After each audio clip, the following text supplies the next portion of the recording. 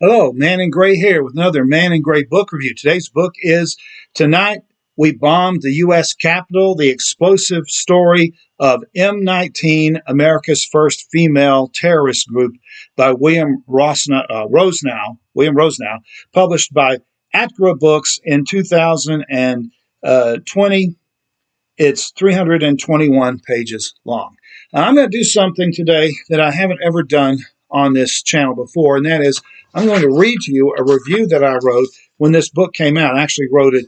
I read an advanced reading copy and did a review in 2019. And then I'm going to comment on the review that I wrote. And the reason I'm doing that is I've kind of changed my attitude a little bit on this book, having reread it, having looked over it again since I originally reviewed it. And that happens. I'm sure that's happened to you. You read a book and then you go back to it a few years later and you say, well, that book was better than I originally thought, or that book was worse than I originally thought. This happened to me with the works of Edgar Allan Poe. When I was a kid, early teens, I read just about everything Poe wrote. I thought he was just wonderful. And then when I was in my 40s, I reread a lot of Poe's stuff, and I thought, he's really, at best, a second-tier writer. There's no real characterization. It's all surface. There's no real deep ideas in Poe.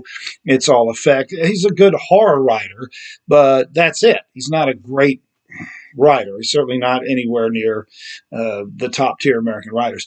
But I loved him when I was a kid. So, it's one of the things where time goes on and it changes your opinion. Anyway, I'm going to read to you my original review for this book, and then I'm going to update it a little bit and talk to you about how my opinion has changed. So here's what I wrote in 2019 when this book was first coming out. The swords of mid-20th century liberal activism were forged in the fires of the civil rights movement and anti-war protests of the 1960s. By the 1980s, most such activists had settled down into conventional middle-class lives, but there was a small percentage of protesters who became increasingly radical, eventually evolving into Marxist terrorists. These oddballs naively thought that their bombings, robberies, kidnappings, and killings would somehow trigger a proletarian uprising that would overturn Ronald Reagan's capitalist America. The story of one of the most unusual of these fringe groups is told in Tonight We Bombed the U.S. Capitol. The May 19th Communist Organization was founded and dominated by women. All were middle-class, college-educated children of liberal parents.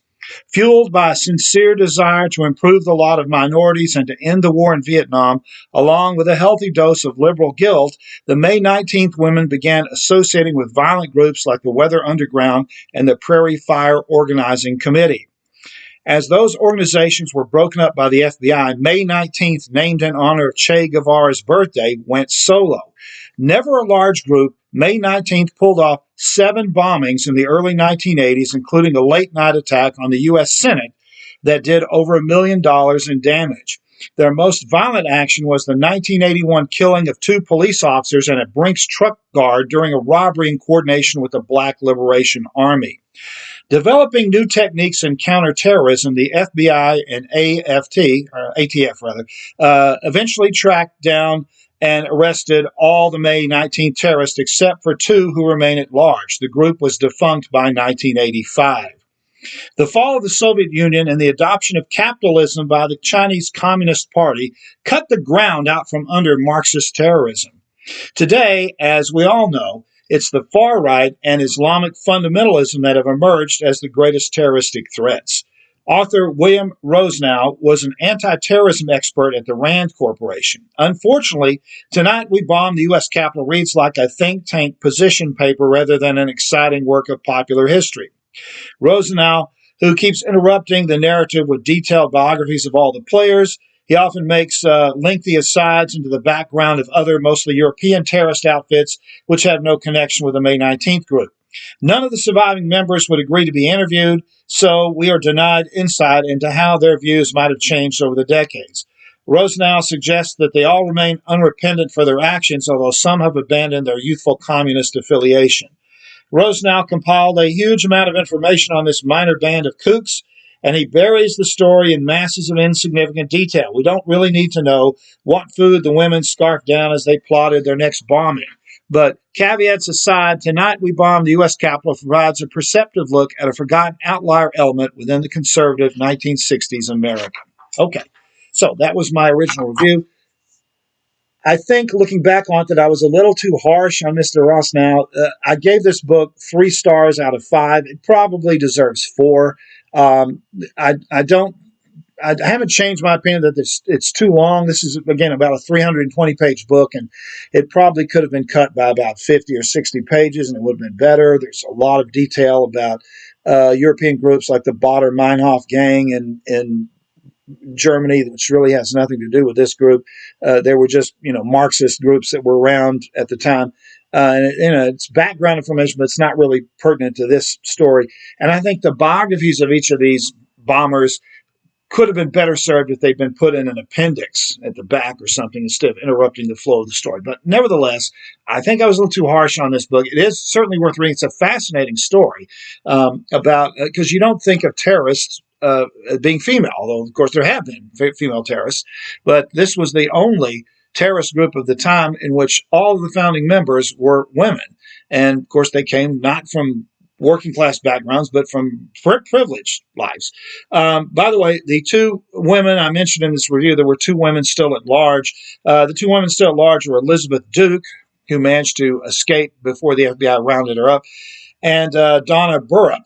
Donna Burrup was not one of the bombers, but she was a member of the N-19 group. She was arrested in 1981 during an anti-apartheid protest at Kennedy Airport in New York because she threw a can of caustic chemical into the face of a police officer and blinded him in one eye. She was arrested. She made bail, then jumped bail, and hasn't been seen since. If Elizabeth Duke is still alive, she's now 82 years old, and if Donna Burrup is still alive, she's now 71. The book suggests that in the book, Rosnow suggests that both of these women may have fled the country and settled in Cuba, but we don't know that for sure. They're the only 2 members of this organization that weren't captured. Most of the women have been released after all these years. And as the book suggests, most of them haven't apologized or regretted what they did. So, if you're interested in the history of terrorist organizations in the United States, 1980s history, this is certainly an interesting book. I think it could have been better, but as I said, I want to give it a second chance because I think it's better than I made it out in my original review. The book is Tonight We Bombed the U.S. Capitol. The author is William Rosnow, and this has been another Man in Gray book review. Thanks for watching.